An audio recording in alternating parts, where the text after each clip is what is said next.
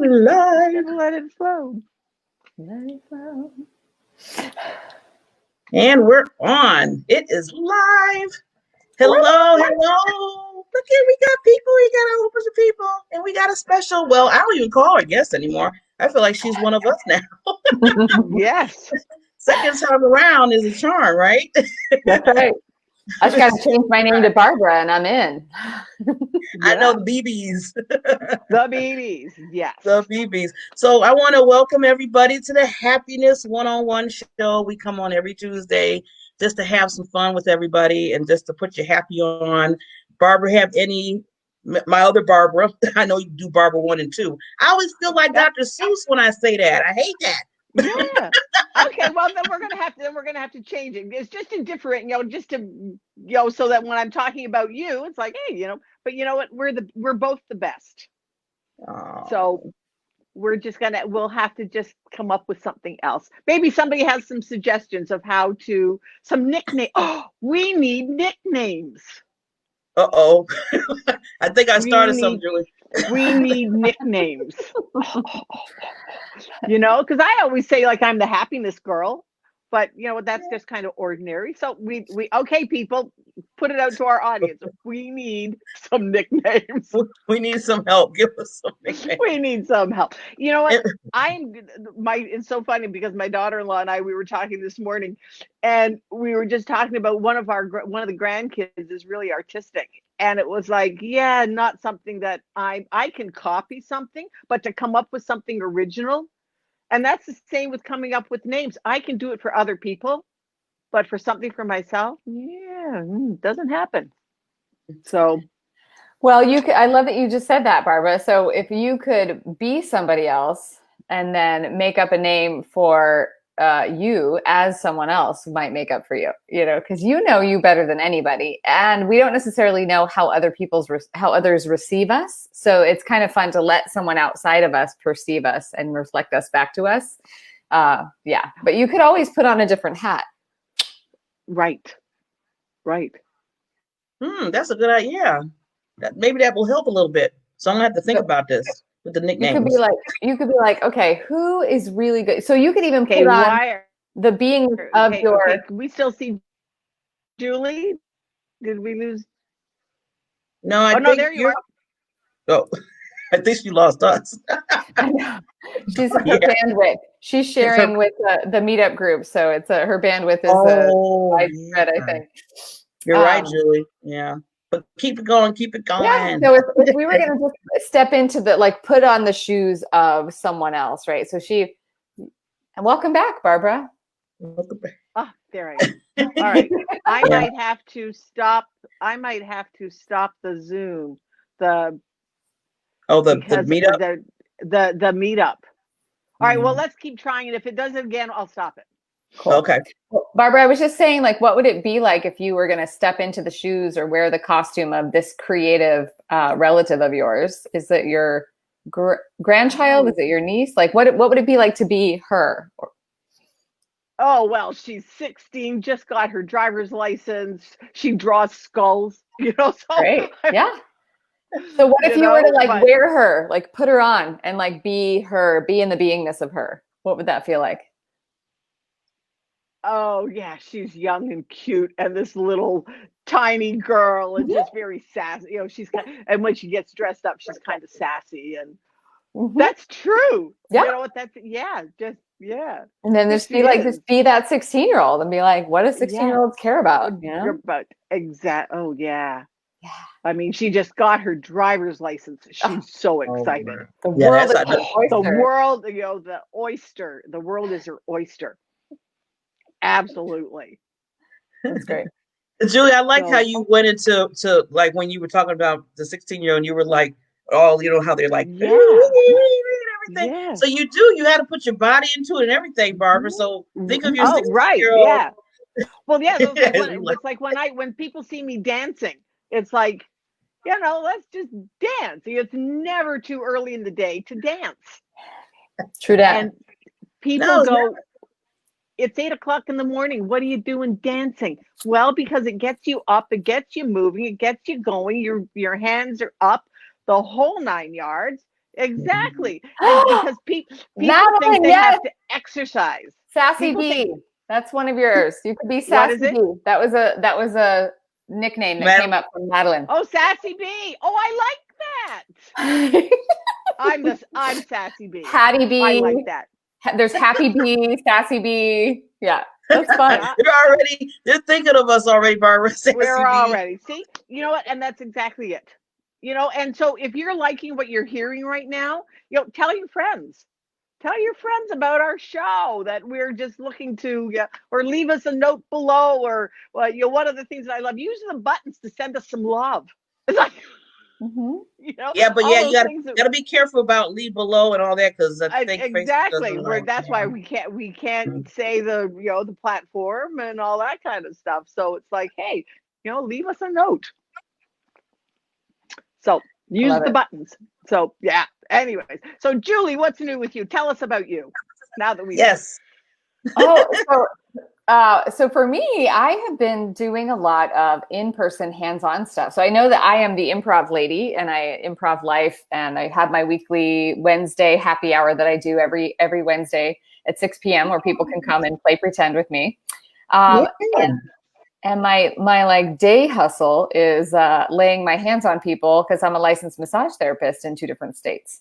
So I've been able to bless people and get them calming down and relaxing and getting out of a painful body. And yes, that's right. Shoulders.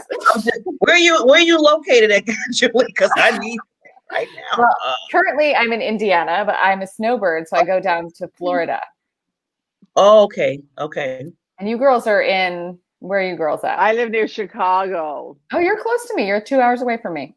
Yeah. Well, I think I'm like 3 or 4, because I'm in Wisconsin. I'm an hour west of Chicago. Okay. Yeah. So you girls are, we could plan a little day trip, little girls retreat, little sassy happy bee retreat. Oh, see, Julie, you already got it. I'm glad we're already getting used to the nicknames. Sassy bee and happy bee. Mm-hmm. Sassy bee and happy bee.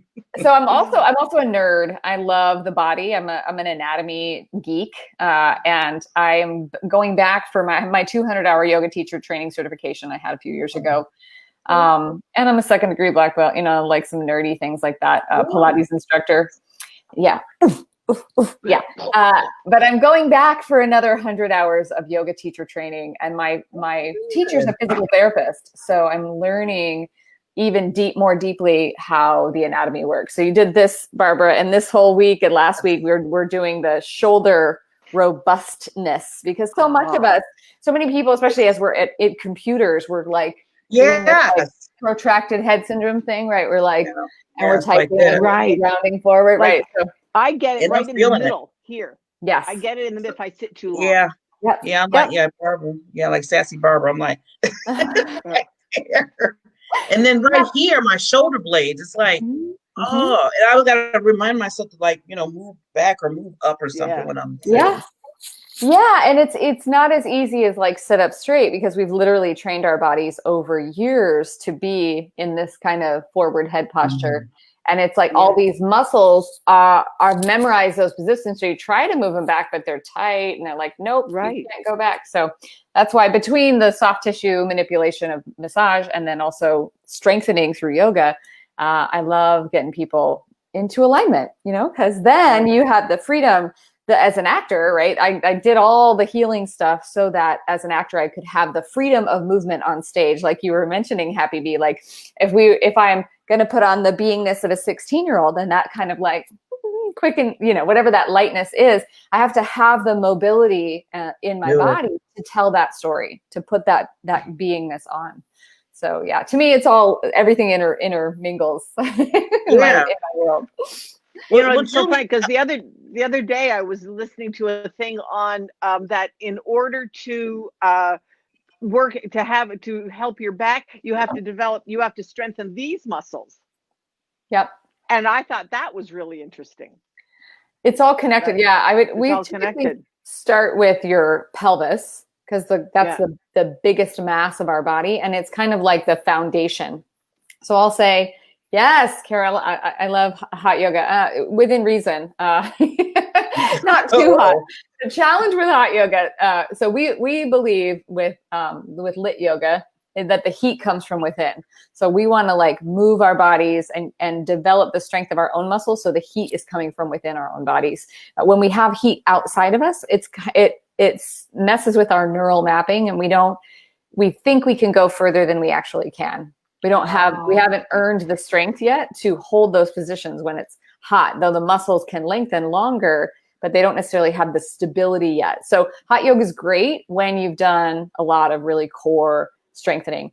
But about the pelvis though, we say strong booty, strong back, right? So when you get your butt, you think about like the bowl of the butt is what holds the spine, right? So you have, when your butt is strong, it's like you got a really strong foundation. And then the tower of the spine can go wherever it can go because you have this stable base. So yeah. Yes, these muscles get to be strengthened as well. Right. And I would say start with the booty. I wish I want to get rid of the stomach and then the booty. Yeah. Because the stomach is not helping with the back.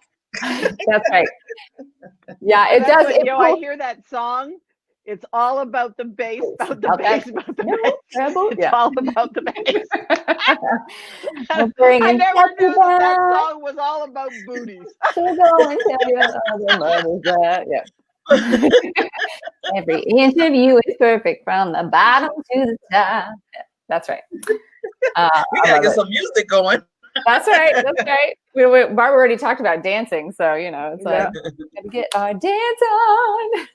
Yeah, exactly. And plus it elevates your mood, don't you think? Mm-hmm. It elevates your mood, even just when you just do even one little thing.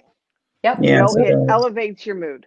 Movement is so key to joy. Yeah, I was going to say that when you open up, I know because I've been on different other platforms lately, and they start off. I said, okay, we're going to just do breathing and stuff. And it seemed like as soon as you just open up your arms, they said just open your arms up, just like that. I said, wow, I feel different just doing that. It's like I just opened my whole being, and there's just one little movement.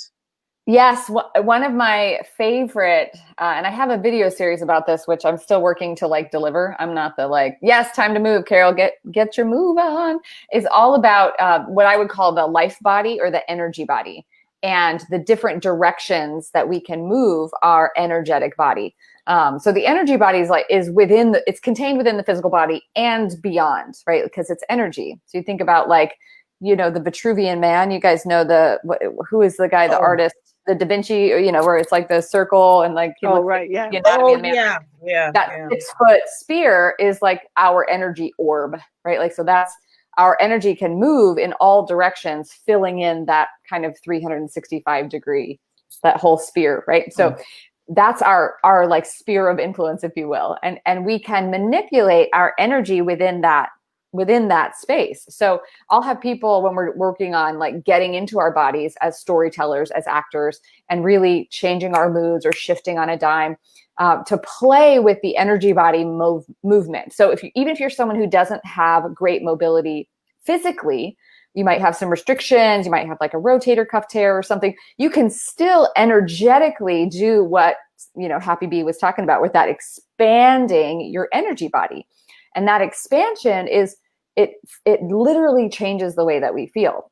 So I'll have people move in different directions around the space, feeling physically moving, let's advance. So there's 6 different directions that we can move our energy body in, and then combinations therein. So the one that Barbara was talking about is, you might have seen, I think it's Amy Cuddy's power poses. Power poses, right. Very similar idea. Amazing talk. Amazing those are expansion moves. Right. Those are physically expanding moves. And it helps to build confidence. It helps to release testosterone and things like that, and reduces our cortisol levels. And she talked more about that in her TED Talk. But to do that, so we can do that even right now to boost our happy. So the 2 that I love the most for happy are shifting your energy up and shifting your energy out, expanding. So what I like to do to contrast it first is to have people go the opposite direction first. And maybe we back it up first and be like, okay, ready? Move your physical arm, either arm you want. Just lift your arm in space and then lower it. Cool. So you feel what that feels like just to lift your arm in space and lower it. Now, think, feel, imagine that your energy body or your life body is going first, and then your physical arm will follow. So let the energy body move your arm first, and then it goes down, and then your physical arm will follow. So feel what it feels like. It feels different, right? Just a subtle difference. Oh, your energy yeah. body, yeah. And then in improv and in acting and all of that, all those modalities, we say yes, and more will come. So however slight it feels, just say yes to that feeling and trust that you're doing it right. And as you say yes, the ability it feels like it's being pulled. That's right. Yeah. That's right. It feels like it's being pulled. Okay, great. So that's your energy body. And the more we work it out, the more connected we get to it, the more control we can have over it, like any other muscle. Okay. So now let's practice moving in a couple of different directions. So let's go, let's contract. So the idea is that I contract. And so you think, feel, imagine that your energy body, which is contained within your physical body, is starting to contract. And then your physical body might follow. So the feeling is I contract, right? And then you feel, what does it feel like to pull in, to contract? And you can keep going, even though your physical body might be in a tiny little ball and you're as physically contracted as you can be, your energy body can continue to contract forever. Oh, right. It can keep going smaller. Almost to a fetal position. That's right. That's right. So you think about, okay, well, when in my life have I felt like this? What kinds of people feel like this? What emotion does this elicit for me? This is like the I want to disappear. I don't want people to see me. Maybe sadness comes up for people, protection, whatever. So you think about what is this posture lend itself to? Okay. Now because that is not the best place to stand, I contract. Let's go to I expand. So let the expansion start from that really contracted space until it fills your physical body. And then your energy body is going to move beyond your physical body, and your physical body is going to follow, and it goes out of the room that you're in, out of the town that you're in, out of the country, and it just expands. It can continue to infinity and beyond. Okay. And you feel what that feels like to just expand. Good. And then bring it in. Sweet. Wow. I was just doing I was infinity and beyond. And you said come back. I said, You can keep, so this is the beautiful thing about energy bodies. We can be doing this stuff all day. Like if your mood is low and you're feeling yourself contracting, this is also one of the things I use. People might know about applied kinesiology, which is a form of muscle testing to see how on or in alignment or in resonance is that new deal, is that new relationship, is that whatever offer, does it align with you? And if you feel contracted in the thinking of yourself in saying yes, right? If the yes feels like pull back, it's not a yes right now. And if the feeling, the offer, the relationship, the opportunity feels really expansive, it's a yes. And then you can trust your own kind of intuitive gauge. So there's that. I'm loving it, Julie. That's why I love you being on. Now, I want to ask a quick question because I love your t-shirt, what it says. You said, I'm not the why be normal. I love it. I always tell people we are unique in each way, and it's so important to know that. So that's a good advertisement. Thank you. Be normal. I mean, especially now, right? When I hear the phrase, "This is the new normal," I'd be like, "What? Why be normal? What is normal anyway? It's just what the majority of people are doing. Do we want to be like the majority? No." And it's also my brand. One of my the game that I made. I think I talked about it last time. I had an improv comedy card game. Turn around. Okay. I was gonna say turn around and move back because we didn't see it that well. Is that what it says in the back? Improv against normality. Because why be normal? So these are. It's a card game. It simulates people playing improv in the comfort of their own home, and it's like so you pull a card. There's 5 different color cards. They have scenarios on them like A wants to pet the big dog and B wants to be cautious. So that's a scene that we might play out, and maybe maybe you pull a character card. It's like, oh, Austin Powers is in that scene with a motivational speaker. So let's see. One of them wants to pet a dog. One of them doesn't. Anyway, it was just a way to give people quick little phrases and ways to practice at home or with their coworkers or groups like that. Now, did you create the cards, Julie? I did, yeah. Wow. Okay. We kind of, I know we got into our whole thing. I know Barbara, she'll probably coming back. I just know that. But we started off I know we'll have fun and you just got to talking, but people don't really know all the hats that you wear. I mean, you are like an expert. So can you just give us some, what you do? I mean, besides everything else that you just said, because I want them to do it really well. Okay. One thing, why I disappeared for a second, I didn't realize that I'm going to have to change the settings on the meetup group. I had to admit people into it. And my girlfriend just said, let me in. So that's where I went. All this time they've been sitting there. That's where I went. So she's been sitting there and not letting me let her. Well, hopefully they can rewatch the replay. Yeah, well, it's recording. It's recording. So they'll be able to watch the recording. Yeah, right. That's kind of funny. All this time they're like, okay. Oh, brother, I'm sorry, Sherry. Well, Happy Bee had asked me about who am I? Oh, shoot, we lost her again. And scene. So yeah, I would say that I'm a multidisciplinary integration specialist. So what that basically means is I like to do a lot of different things, and I find ways to weave those things together, because I do think that we live one life.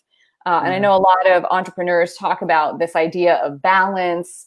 People might have seen like the wheel of life, your spiritual life, your physical life, your health, right? Your relationships, your career, all these things.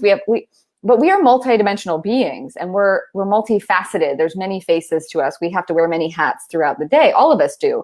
And so for me, as I was wearing all these hats in my life, things that I personally love to do, I just followed my bliss. I was like, okay, well, I really love to act. So I have an MFA in acting. I really loved being healthy. So I got a license in massage therapy and yoga teacher training. And I loved, I didn't love going to the gym. And there was this really hot guy at a street fair one time that was breaking like boards and stuff. So I was like, I want to hang out with that guy. So I started kickboxing, and it just turned into over time, 6 years. And then I had 2 different black belts. So it's like, it was just a consistent showing up in my life. Like, what do I love to do? Let me just do that. And I did it to a degree that I mastered, or some level of mastery. We never really master anything. Keeping that white belt mentality, that beginner's mind, helps me to learn more things, because I'm just curious. I love stuff. I love learning. I love that. And I always tell people that we only live this, I'm just saying we live this one life. Why don't you live it, just a bliss? I don't know, Barbara keeps popping. She's doing a dance. But I just tell people, I say, you need to enjoy and experience anything that you can in life. And I'm loving, that's why I wanted you to tell everything that you do, because, we need to do that. And I always tell, especially the young people that I talk to, I'm like, go out there and enjoy life. Go out there and deep dive. If you like the water, go deep diving, or, go out there on those. I forgot what it's called when you hit on the thing and they push you off the cliff. Well, I hate to say push you off the cliff, but and then you be in the clouds or whatever. I seen that on a movie the other day, and I was like, would I be able to do that? I said, I could do that, but I don't like heights that much, and I don't know how that's going to work. But is that like zip lining, or are you talking about something like gliding or something? Gliding, yeah. There's a kite thing. There's there's so many things you can do. Yeah. I know. And before I said, okay, am I limiting myself? Or, and I said, yeah, I am. I said, because how some people say, well, I can't do that. I don't want to do that. I don't know about that. Looks like a little dangerous. It looks a little this. I don't, and it's like, okay, we need to stop all that. And you just give us the example. So thank you. Thank you. I love that you're saying that because that's a thing that even with like say improv, people are like, I could never do improv. It's scary, and I don't, but public speaking is like one of the number one fears in the world, and for me, it's like, can I feel the fear and do it anyway? Right. Can I do one thing that scares me every single day? And it doesn't have to be a big thing. It can be a simple thing. It can be talking to a stranger if that's a thing you don't love to do, or it can be tying your shoes with the other hand, something simple that's like not that drive a different way to work or whatever, like there's, how can I step outside of what my known routine is? Now, that's not to say that routines can't serve us. I'm a big fan of routines. I have a morning routine that that has components to it, and I do it every day, but I haven't always done it. I just like how I feel when I do it, right. So I would say start small if you're someone who isn't yet comfortable taking risks, like think about, okay, cool. So the me I'm experiencing myself as right now, this character, Julie, doesn't like to take risks. What if I just let her kind of step aside and let the part of me that would be willing to take a risk have the stage right now? Yes. And then you can take that leap, and it doesn't have to cost you anything, but yeah, learning to incrementally expand the box that we experience our world through can be completely transformative. And I'm glad you mentioned that because, well, go ahead, Barb. No, yeah. One of the things right now that I have just done is I have hired a virtual assistant. Ooh, congratulations. To help me do some of the social media things. Oh, yike. She is pushing me out of my comfort zone. Right. And so a couple of the things that she's having that I have to now do, because she is going to schedule them for me. Oh, great. Yike. So I'm now going to have to do it. And it's like, I woke up in the night, went, oh, but you know what? And yet I'm excited and yet nervous. It's that feeling in the gut of your stomach that, oh, are you really going to do this? And it's like, yeah, I am. And I'm going to be excited about it because you know what? That's one of the things that Amy Cuddy talked about. Your body doesn't know the difference between fake and real. That's right. It doesn't. That's one of the beautiful things I love about improv too. And it can show up in yoga or anywhere, really. It's like, how can I take my imagination to the gym? How can I flex that muscle just like any other muscle? And it can be something as simple as daydreaming, like just imagining yourself as doing the thing already done. And how does it feel now that it's done? And be like, okay, especially something that scares us. Be like, okay, what if I'm on the other side of having accomplished the thing that terrifies me? What does it feel like now that I'm done with it? And just give your body the experience of having completed the thing. And it just feels so good. You're like, I did it. It's that expansion feeling, right? I expand. And then you can go back into it, and you don't have to know how you do it, but it will become more available to us the more we flex that muscle. Now, I was going to say earlier, Julie, when you were talking about, having that mindset to say, you know what, let me open the door and let me step out of, and I do that a lot. I started doing that a lot when I started speaking, when I start motivational speaking that I do, because I was very shy. I didn't talk to anybody. People said I was going to be nothing when I was bullied when I was younger. So it was in that mode. So it took me to do what you just said, the exercise that you said all the time for me when I speak, because I'm always like saying to myself, when I first started speaking, I was like, I'm not going to look right. I remember a long time ago, they told me I can't speak or all this kind of stuff. But now it's changed. It's not so much about I. It's like, am I going to give them value? Are they going to, use what I'm telling them? Do I have the right information so they can move forward in life? So it's not about me anymore. I don't care what I'm doing, as long as I'm giving them something so they can learn and grow. So I had to take it's like I took another step with another step to say, okay, now that I've passed this part of it, let me go beyond the other door and work on that. Yeah, that's great. I love that idea that when I think about or when I'm in protection mode against fear is really just,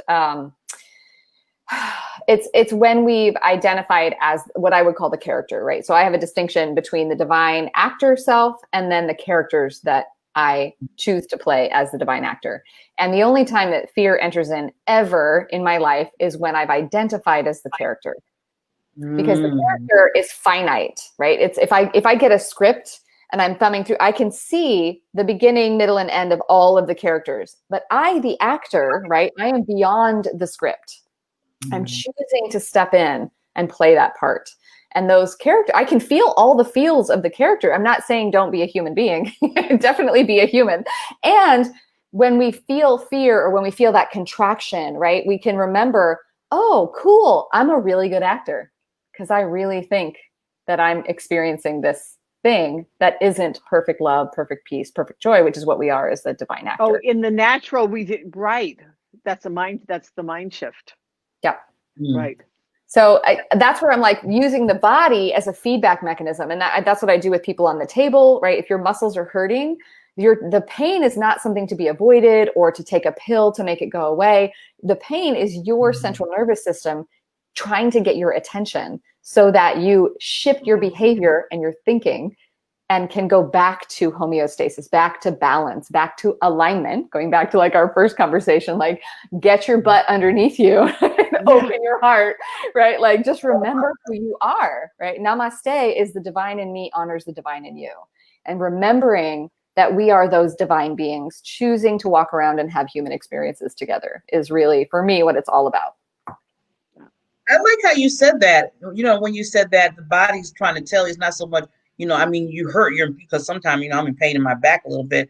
And like you said, it's easy just to pop a pill. But like you mentioned, it's nice how you put it where it's the body's trying to tell you just to get back on alignment. And this is the signal that I'm giving you to do that. Wow, so when you make your body your ally, the pain is your friend. The pain is your body being like, hey, something's not in balance here.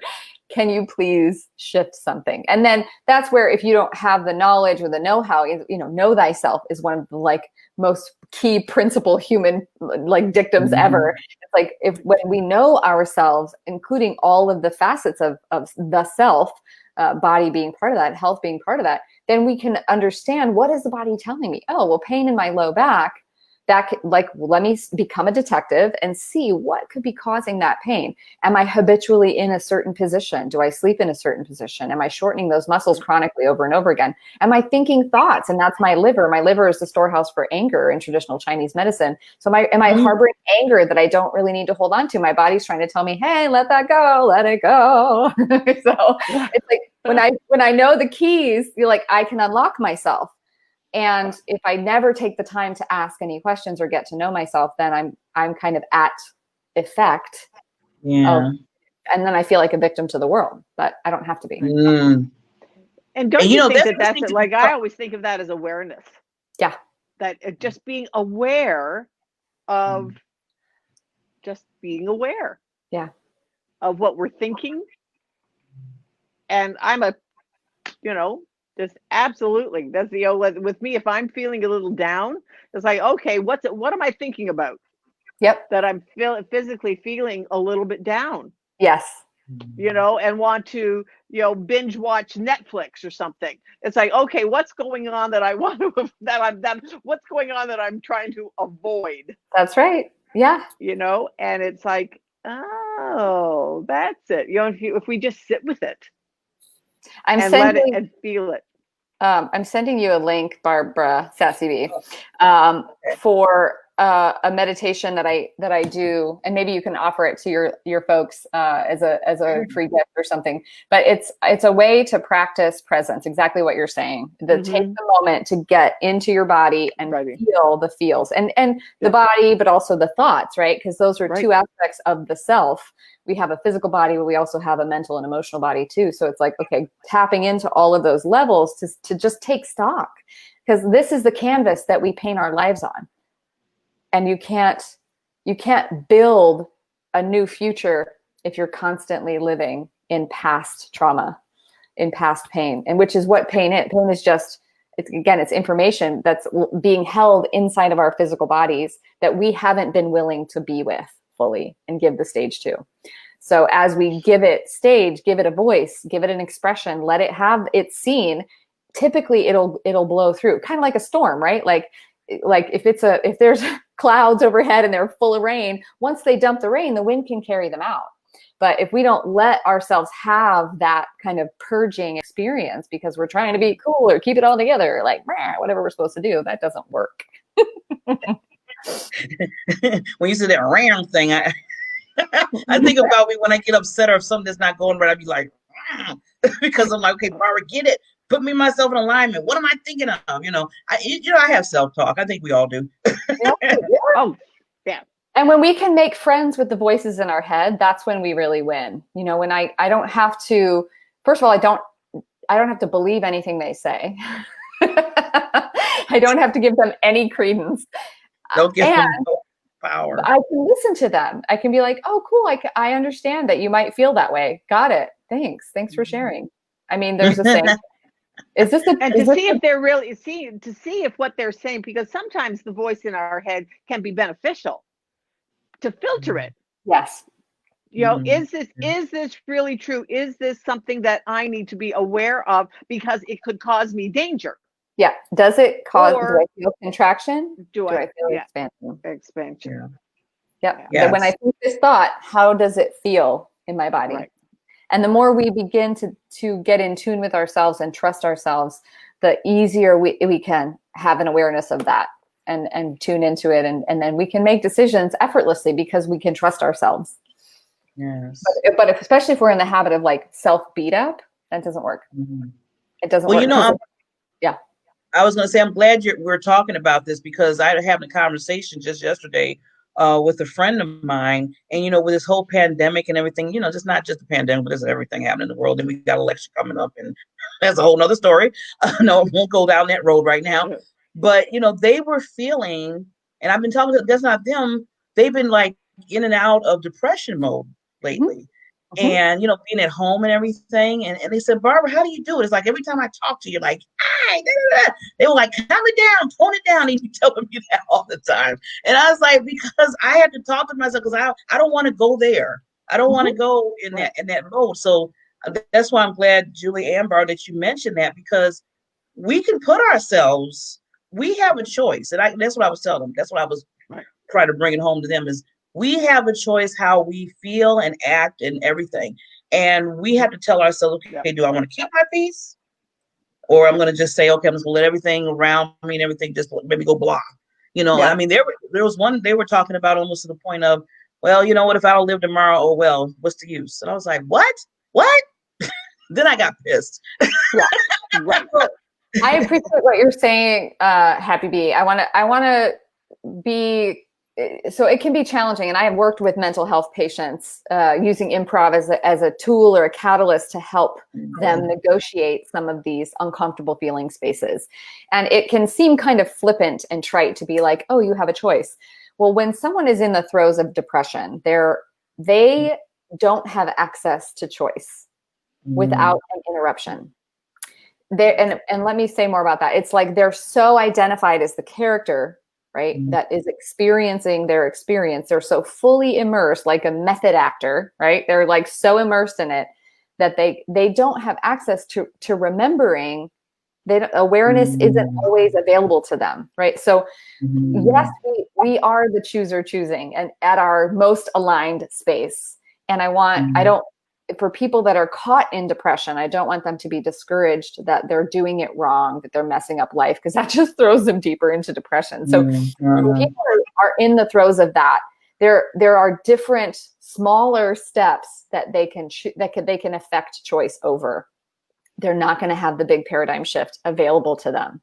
It's being appropriate, like to where you are. So sometimes depression, the only choice available to someone who's depressed might be anger, right? And then somebody who's in anger might be able to move their way to frustration, but giving them like the option to choose, they don't have to get to bliss and peace. It like they couldn't even imagine. It's kind of like if somebody were brand new, never did yoga, had all kinds of restrictions in their shoulders and their hips and they're not going to be able to do an 1.5-hour yoga flow with me. I'm going to have to dial it way back to the beginning and just get their bones centrated in their body. And that might take us 2 or 3 sessions. Right. So being appropriate for people is so key to, Eeyore is not Tigger. I think I talked about the 100-acre wood before, right?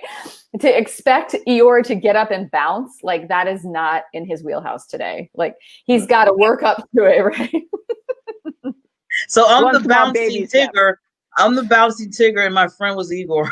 That's right. That's right. And when we can love and appreciate that Eeyore is in their Eeyore-ness, and simultaneously not condescend to them or hold them low, we want to hold them high.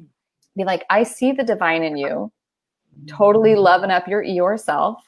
Totally getting the Oscar for really thinking that you're someone who's cut off from your divinity. Way to go. You're totally rocking it. And it's just not true. See, I like that last part. Right. But it feels really true. It feels so Yeah. true. So let them have it. You know, we can't change people. We can't. We can invite people to tools. We can invite people to opportunities. They have to have the willingness to meet us. They have to be a yes. Like, we can't force change on anybody. We can't.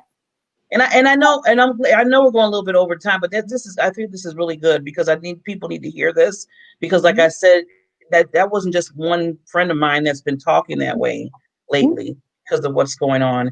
And I had a bad back, just like you said, Julie, because I had to go in their shoes. You know how you're talking about get out of your way and go in somebody else's shoes or whatever, how you want to put it. Right. So I had to stop and tell myself, okay, Barbara, this person really is deep. And, you know, you keep saying, do this. And then they're looking at me like, you're crazy. I'm getting off the phone with you. You drive me crazy, Barbara. Shut up. I mean, I can tell through the conversation. So I just sat back and just started listening, you know, and then they started talking. And I can just hear that they were just upset, like you said, angry, don't know how to figure it out. You know, so it's that part that it was really breaking my heart because I was like, okay, what do I really say that won't make them get more upset because I'm talking about get it together? Because see, in my mind, I'm like, I'm enjoying life no matter what's going on. And they're in their mind like, I'm not. So, you know, what do you do with, you know, there's a lot of people dealing with that. There's not even probably saying it. See, that's the thing. They're putting on this like, well, I got to put this on and then home. Right. Like yeah. And then they're being inauthentic with you. I was talking to a gal the other day, and she had a major issue. And one of the things that I shared with her is I said, you know what I want you to do is go home, sit down, and then write down everything that you are feeling. Everything that you are feeling. Yep. Write it down. Take it out of your head. It's got to hit your heart, down your arm, into the pen, and onto the paper. And she's like, and she's looking at me going, oh, okay, I can do that. I said, because when we don't do that, it stores somewhere in your body. She said, oh, is that what the pain in my shoulder is? And I went, Julie, that it is. Yep. That's exactly it. You have got to get it out of your shoulder, down your arm, and onto the paper. Yep. Get it out of your body. Yeah. And she went, I will do that right now. Yeah. And I'm like, I was so, just because she got it. Yeah. Get it out of your body, onto the paper. And then you can either choose to reread the paper. Yeah. Absolutely. Or you can just tear it up or burn it because it's not coming back to your body. Yeah. Yeah, that's great stuff. I mean, and that is part of why I got into body work as well, because so much of it as an actor, we represent truthful behavior in imaginary circumstances. That's what acting is. Truthful behavior in imaginary circumstances. And in order to do that, we have to become an observer of life and then authentically represent that life on stage. And that includes all of the quote unquote villains in the world, right? Because you don't really have a play or a movie or a script unless you have a hero and a villain, right? Like a protagonist, antagonist, right? So you have to, like, somebody needs to play the bad guy.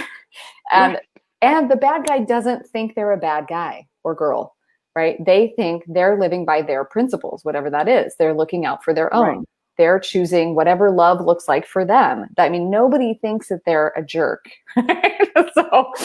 So being able to put on the skin of the quote unquote villain and not judge myself as being the bad guy, right? Like, what does that actually feel like in my body?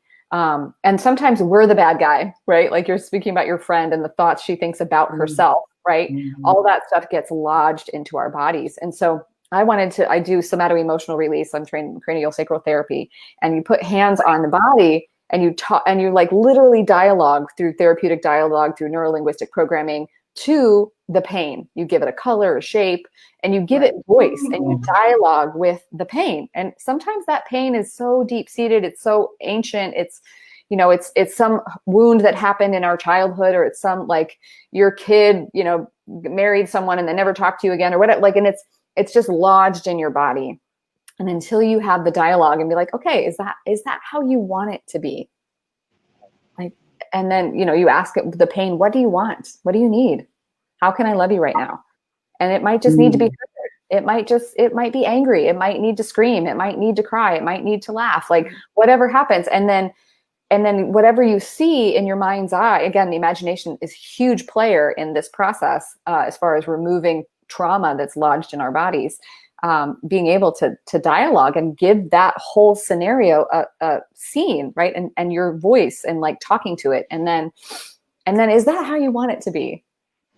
Because you can rewrite it, and you can literally reprogram the tissues of your body.